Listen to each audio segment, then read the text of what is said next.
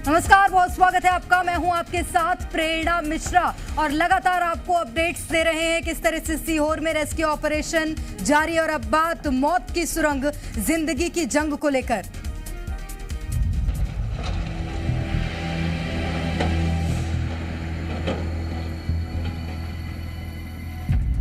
Borewell में अटकी सृष्टि की सांस, मौत की सुरंग जिंदगी की जंग। जैसे जैसे खुदाई हो रही है तो कुछ वाइब्रेशन से धीरे धीरे करके बच्ची भी कुछ नीचे जा रही है। बोरवेल में सिसकती जिंदगी, 22 घंटे बाद जिंदगी होगी आबाद। जहाँ भी बच्ची इस गहराई पे वहाँ तक हम पहुँचेंगे। मासूम सृष्टि को बचाना है।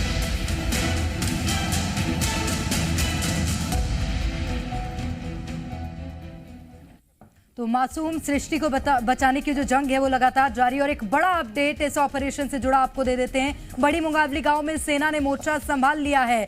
सृष्टि को निकालने के लिए रेस्क्यू ऑपरेशन जारी है। 200 फीट गहरे बोरवेल में 100 फीट पर मासूम फंसी हुई है। खुदाई के चलते वाइब्रेशन से सृष्टि लगातार गहराई में जा रही है। और अब आपको बताएं, 100 फीट ये जो गहराई सृष्टि की है वो हो गई है। पहले 30 फीट में फंसी हुई थी, जिसके बाद 50 फीट और अब 100 फीट में सृष्टि फंसी हुई है। सेना ने मोर्चा संभाल लिया है। ज्यादा जानकारी लेंगे आकाश द्विवेदी हमारे साथ लगातार ग्राउंड जीरो से बने हुए हैं। आकाश, अब सेना ने मोर्चा संभाला है, क्या उम्मीद नजर आ रही है?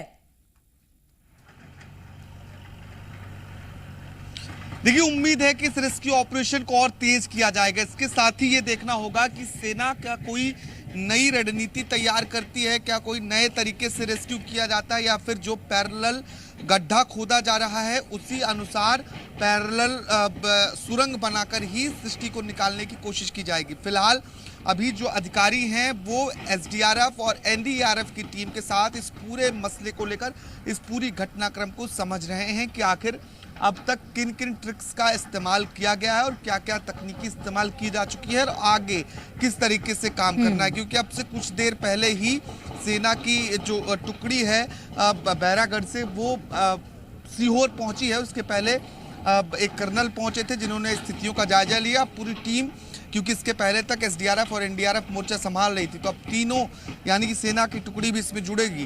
तो रणनीति तैयार की जा रही है कि किस तरीके से इस रेस्क्यू ऑपरेशन को आगे अंजाम देना है। फिलहाल जो अपडेट है वो पैरेलल गड्ढा खोदे जाने की प्रक्रिया जारी है और इस पैरेलल गड्ढे को खोदने में दिक्कतों का सामना करना पड़ रहा है, क्योंकि मिट्टी पथरीली है, चट्टान आ रहे हैं और चट्टान को तोड़ने की वजह से वाइब्रेशन हो रहा है और वाइब्रेशन के चलते सृष्टि की पोजीशन चेंज हुई है। वो 100 फीट नीचे तक पहुंच गई है, जो चिंता बढ़ा रहा है।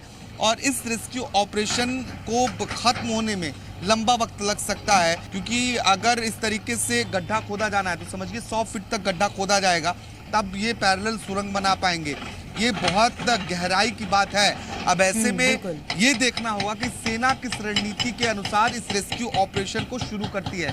सेना के अधिकारी तो यहाँ पर पहुँच गए हैं, सेना के जवान पहुँच गए हैं, मंथन चल रहा है, लेकिन अभी इस पूरे ऑपरेशन में बदलाव नहीं दिखा है। उसी तरीके से ऑपरेशन चल रहा है। जो पैरेलल गड्ढा बनाया जाना था उसे बनाने की प्रक्रिया दोबारा शुरू हुई है। फिलहाल जो यहाँ पर एसपी और इसके अलावा प्रभारी कलेक्टर और एसडीआरएफ एनडीआरएफ के जो जवान हैं और सेना के जवान हैं, इन सभी के बीच बातचीत चल रही है और ये तय किया जा रहा है कि किस तरीके से इस रेस्क्यू ऑपरेशन को आगे बढ़ाना है।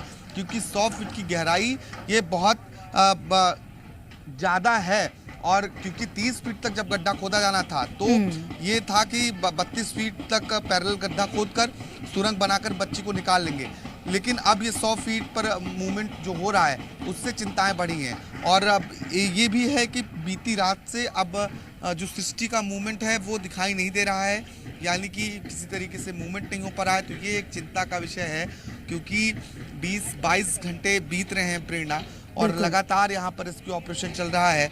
धूप बहुत अधिक है, बावजूद इसके जो जवान हैं वो रेस्क्यू ऑपरेशंस में लगे हुए हैं। अब देखिए, क्योंकि सीसीटीवी कैमरे भी अंदर लगाए गए थे पहले, तो उसे भी वॉच किया जा रहा है और जो तमाम वरिष्ठ अधिकारी हैं वो अब आगे की रणनीति तैयार कर रहे हैं कि किस तरीके से इस पूरे ऑपरेशन को अंजाम देना है। क्या कोई नया तरीका बिल्कुल आकाश, और इन सबके बीच चिंता की बात यह है कि जैसे ही रेस्क्यू ऑपरेशन चलाया जा रहा है, जैसे ही गड्ढा खोदने की कोशिश की जा रही है, सृष्टि और नीचे चली जाती है और खिसक जाती है नीचे। अब इसको कैसे संभाला जाएगा? सेना के पास कोई बड़ी तकनीक है क्या? कोई बड़ा इसके लिए उपचार है क्या?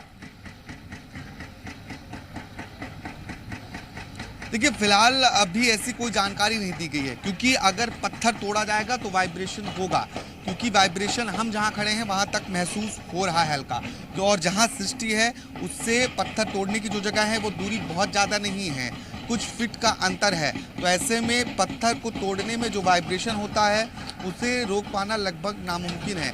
ऐसे में जो पहले रॉड डालकर एक ज़रूर उपाय किया गया था कि हुक के माध्यम से कैच किया जाए और बाहर निकाला जाए, हालांकि वो कारगर साबित नहीं हुई।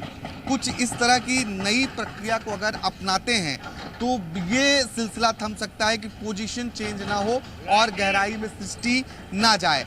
तो अब ये देखना होगा कि क्या रणनीति तैयार होती है सेना के जवानों के साथ और किस तकनीकी का सहारा लेते हैं। क्या नए तरीके से इस पूरे रेस्क्यू को अंजाम दिया जाएगा या फिर यही पैटर्न को ये फॉलो करने वाले हैं, ये अब से कुछ देर बाद स्पष्ट हो जाएगा। हालांकि लगभग आधे घंटे का वक्त बीत चुका है, लेकिन जो ऑपरेशन में बदलाव अब तक तो नहीं दिखा है, तो वो अब देखना होगा कि क्या तकनीकी या क्या तौर तरीके इस पूरे रेस्क्यू ऑपरेशन में नए अपनाए जाते हैं या फिर पैरेलल गड्ढा ही खोदा जाएगा। बड़ी बात यह है आकाश कि 24 घंटे का वक्त अब होने वाला है इस पूरे रेस्क्यू ऑपरेशन को शुरू किए हुए, और अभी तक सृष्टि हाथ नहीं लगी है, उसका कोई मूवमेंट समझ में नहीं आ रहा है। ऐसे में तो चिंताएं और बढ़ ही जाती है ना प्रशासन की। निश्चित तौर पर चिंताएं बढ़ रही हैं, क्योंकि जब 30 फीट पर सृष्टि फंसी हुई थी तब निकालना ज्यादा आसान था, लेकिन जब 30 फीट के लिए पैरेलल खुदाई हो रही थी उसके बाद तो काफी तेजी से खुदाई हुई, लेकिन अचानक से जब चट्टान और पत्थर सामने आए उसकी वजह से कंपन वाइब्रेशन बढ़ा और पत्थरों को चट्टानों को तोड़ने में भी बहुत ज़्यादा समय लगा, और यही कारण रहा कि रात भर में भी 30 फीट तक खुदाई नहीं हो पाई थी। और बिल्कुल निश्चित रूप से, और अब देखना होगा कि किस तरह से इस पूरे रेस्क्यू ऑपरेशन को अंजाम दिया जाता है और क्या कुछ अब निकलकर सामने आता है। बने रहिएगा आकाश आप हमारे साथ, और आगे बढ़ते हैं। देखिए, सीहोर मामले को लेकर कांग्रेस ने सरकार पर अब सवाल उठा दिए, क्योंकि कांग्रेस विधायक कुणाल चौधरी ने इस पूरे मामले को लेकर रिएक्शन दिया है। कहा कि कैसे एक सरकार इतनी असंवेदनशील हो सकती है। अक्सर भोपाल से लेकर प्रदेश भर में बोरवेल में गिरने से मासूमों की जान जाने की खबर आती है। रोज मुख्यमंत्री सख्त होते हैं, रोज निर्देश जारी किए जाते हैं, लेकिन फिर से वही लापरवाही हो जाती है।